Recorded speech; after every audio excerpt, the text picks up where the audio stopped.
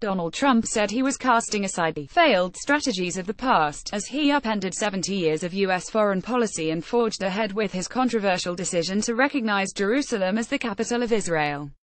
The U.S. president's move was condemned by Saudi Arabia, which described it as unjustified and irresponsible. The announcement from the White House was met with celebrations by Israel and immediate fury from the Palestinians, who accused him of destroying any hope of a peace deal. "We cannot solve our problems by making the same failed assumptions and repeating the same failed strategies of the past," Mr. Trump said. "It's time to officially recognize Jerusalem as the capital of Israel," defying warnings from leaders around the world. Mr. Trump said he judged this course of action to be in the best interest of the U.S. and the pursuit of peace between Israel and the Palestinians. He announced that America would become the only country in the world to move its embassy from Tel Aviv to Jerusalem, making good on a campaign promise important to many evangelical Christian and right-wing Jewish voters. People stage a demonstration against the U.S. President Donald Trump's recognition of Jerusalem as Israel's capital. In Gaza, CIT credit Getty. The Palestinians insist there can be no peace deal unless they are able to have East Jerusalem as the capital of their own independent state, and said Mr. Trump's unilateral move had disqualified the U.S. as peace broker. These condemned and unacceptable measures are a deliberate undermining of all efforts exerted to achieve peace and represent a declaration of the United States' withdrawal from undertaking the role it has played over the past decades in sponsoring the peace process, said Mahmoud Abbas, the Palestinian president. Security warning for U.S. citizens abroad. Hamas, the Islamist militant group which controls the Gaza Strip, accused Mr. Trump of flagrant aggression, and called for Muslims across the Middle East to rise up against U.S. interests. U.S. embassies across the Middle East have bolstered their security arrangements in anticipation of potentially violent protests. The State Department issued an updated worldwide caution to U.S. citizens abroad, advising travelers to be alert to the possibility of political unrest, violence, demonstrations, and criminal activities. Mr. Trump's decision was hailed by Israel, and Jerusalem's mayor ordered the American flag to be beamed in lights against the walls of the Old City in celebration. "This is a historic day," said Benjamin Netanyahu, Israel's prime minister. "We are profoundly grateful to the president for his courageous and just decision." Mr. Trump tried to placate Palestinian anger by saying his decision did not rule out the possibility of a two-state solution, where Jerusalem would be the capital of both Israel and an independent Palestinian state. "It will take years to relocate the U.S. Embassy, which is currently in Tel Aviv," credit AFP. "We are not taking a position of any final status issues, including the specific boundaries of Israeli sovereignty and Jerusalem or the resolution of contested issues," Mr. Trump said. The U.S. would support a two-state solution if agreed to by both sides. He called for calm, for moderation, and for the voices of tolerance to prevail.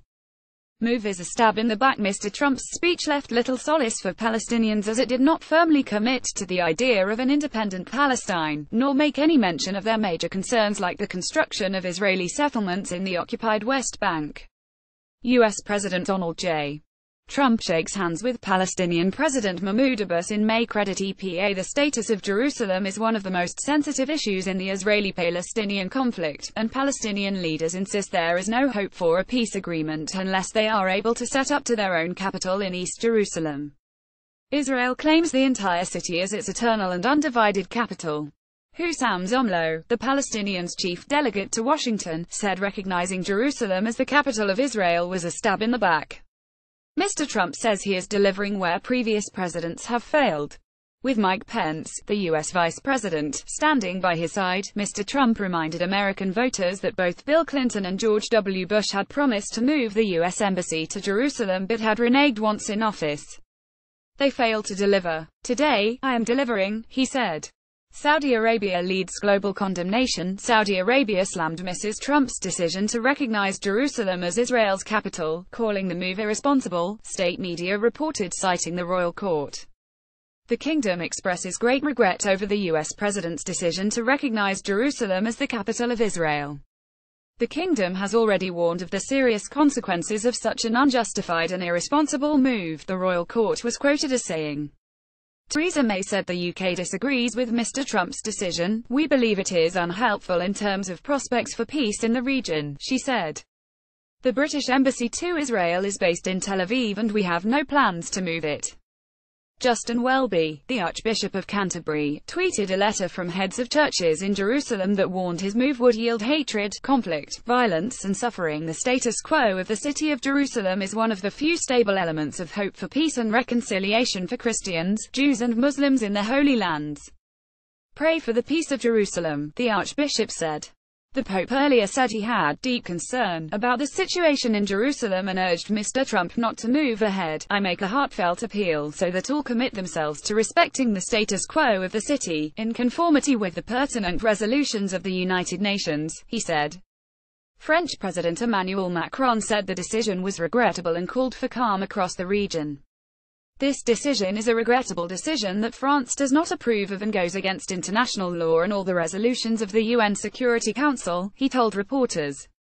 The Dome of the Rock in the Al-Aqsa Mosque compound, Islam's third holiest shrine, credit AFP. German Chancellor Angela Merkel said she does not support Mr. Trump's position on Jerusalem. The German government does not support this position, because the status of Jerusalem is to be resolved in the framework of a two-state solution, she said. The UN Secretary-General, Antonio Guterres, said that Jerusalem was a final status issue that should be resolved through direct talks. In this moment of great anxiety, I want to make it clear there is no alternative to the two-state solution, Mr. Guterres said. About the two-state solution, there is no plan B. I will do everything in my power to support the Israeli and Palestinian leaders to return to meaningful negotiations. Reaction was muted from some of America's other Arab allies in the region, many of whom have either official or covert relationships with Israel. But reaction was fierce from Turkey, where President Recep Tayyip Erdogan has tried to present himself as a global Islamic leader and a champion of the Palestinians. People stage a demonstration against the U.S. President Donald Trump's recognition of Jerusalem as Israel's capital. In Gaza CIT credit Getty. Turkey's Deputy Prime Minister, Bekir Bozdağ, warned that Mr. Trump was plunging the region and the world into a fire with no end in sight. Mr. Erdogan called for a summit of Muslim leaders next week in Istanbul to discuss the situation. Iran and Egypt's governments also issued statements rejecting the move. Shortly after Mr. Trump's speech, the Czech Republic became the first country to follow suit and announced it was recognizing West Jerusalem as Israel's capital. It said it also considered Jerusalem to be the future capital of Palestine. Diplomatic positions on Jerusalem. The streets of Jerusalem's old city were quiet as residents sheltered from biting winter rains and there was no sign of the day of rage called for Palestinian political factions. The reaction of ordinary Palestinians ranged from anger to apathy. This is a symbolic step, because Trump needs to achieve a victory, shrugged Sami Ibrahim, an old city merchant. He has achieved a victory on the weakest people, the Palestinians.